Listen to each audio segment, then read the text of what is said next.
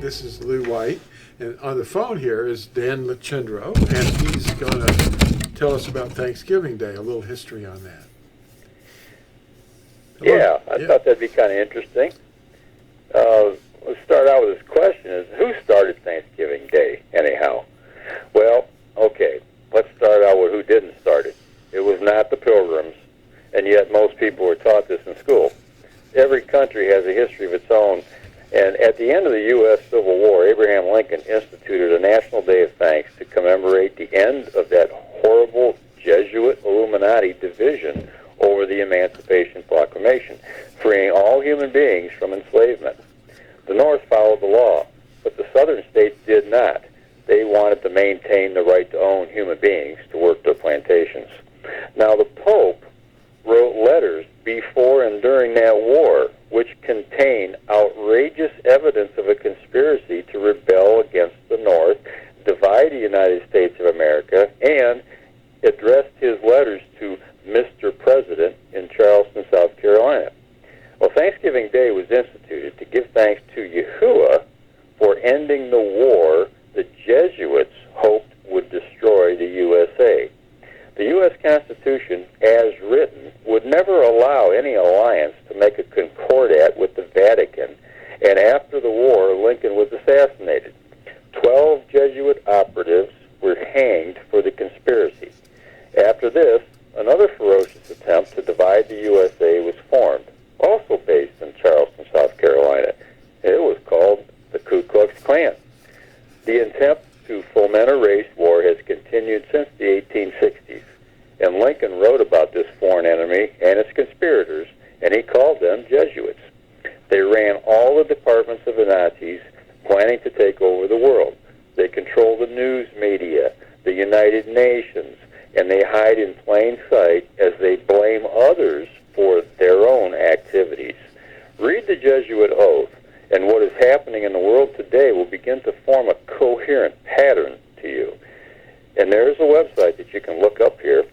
It's called http://www.fossilizedcustoms.com/jesuitoath.hotmail.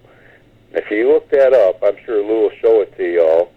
You can get that Jesuit Oath and read it for yourself. And it's not a good thing. It may really surprise you what's really in there.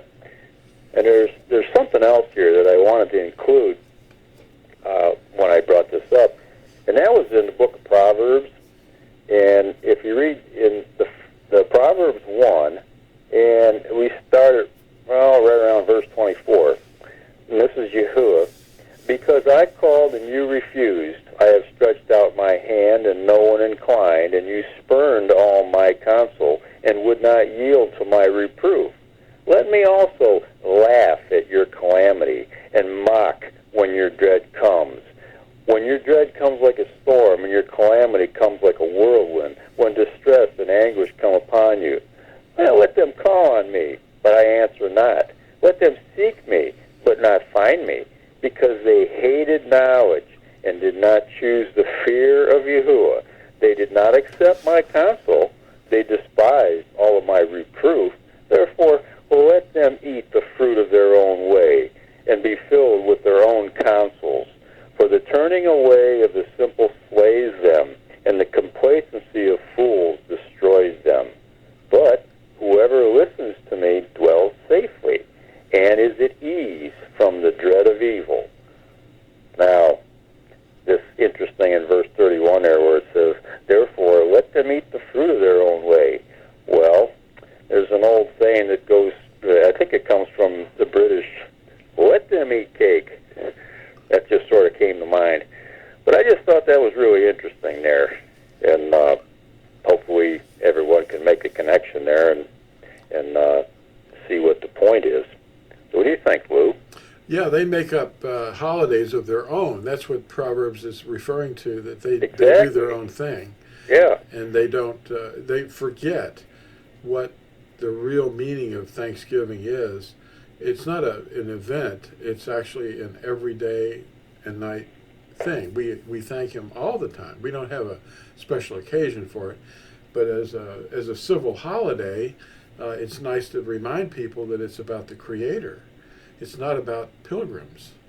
Exactly. There's Yeah. the law of the land right behind me here on this stone, and I'm sorry to report that stone has been, well, it was mutilated in 2006, horribly. The first couple of lines of the thing was hammered out, but recently, in the last few weeks, after this exposure in the media to the stone's location, people went there and they were dumping oil on it and doing things to it, touching it, and so forth. And it was a Christian group that went out there, and they called me and interviewed me before they went there, and I was on this thing for an hour, but they didn't use any of the material that I recorded on the video. They said they lost it. Oh, how convenient. Well, that's okay. But Yeah. anyway, now someone has gone out there and coated it with thick, like tar-like black paint, and the whole stone is completely covered in this black material. I don't know if it's paint or what, but it's completely covered. Yeah. Well, the thing is, though, is when you hear this fire come, I'm just going to burn all that tar off of there. Yeah, he will. Yeah. Yeah. Yeah. This is the Ten Commandments written in real Hebrew. And Exactly. So Yeah, well, that's the marriage ketubah, yeah, covenant. yeah. You know, that's not going to go away. No, his word will never pass away. Never. Ever, No. ever. And he's probably got lots of them that we haven't found, that are gate stones to communities of the tribes of Yisrael that are all over the world. And Mhm. here in this country, this one is approaching 3,000 years old. Yeah, and the thing is those tribes, a lot of them don't know who they really are. They're, No. scattered among the nations, living like Gentiles, even though they're really not Gentiles. Yeah. Yeah. Well, when the first colonists came to this country and discovered that there were already people here, from the Spanish ships or from England or whatever, they were trying to say that they were the ones that discovered America and all that, but that's not true. The indigenous people here are the tribes of Yisrael that were sent out by ships from Shlomo or Solomon so long ago. And anyway, this group that interviewed me were very in agreement that these are, the Lakota and the Cherokee and all these tribes are actually Israelites, and they came here, they've been here. That's And, interesting, isn't it? yeah, it is. And I really bonded to the group that, was interviewing me, but I'm sorry they didn't choose to use the video interview. Yeah, that would have been very revealing, I think, if they could have used it, or if they would have used it. Yeah. Yeah. There were some things probably mentioned that didn't jive well with their theology, It probably would have undermined the authority that they hold over certain groups of people. Yeah, maybe. Yeah, and there was something else, too, that I did want to mention. I know for the sake of time, though, I keep it really short, but Yeah. this fellow, I'm sure that a lot of people have heard about it. He became the Speaker of the House, Mike Johnson, and he said it was through prayer and not politics. And I thought that was interesting. And he is basically, from what I have found, is he is of the Baptist denomination.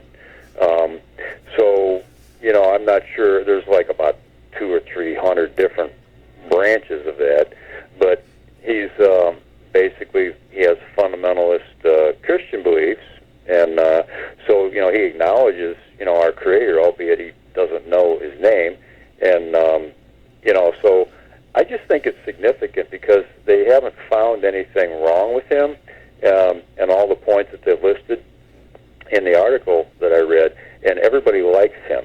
he doesn't have any enemies. So that in itself right there is quite telling to me, because there's rumblings about a religious law that they want to pass at some point to coerce all the people to keep the spurious Sabbath day, Sunday, as a day of rest.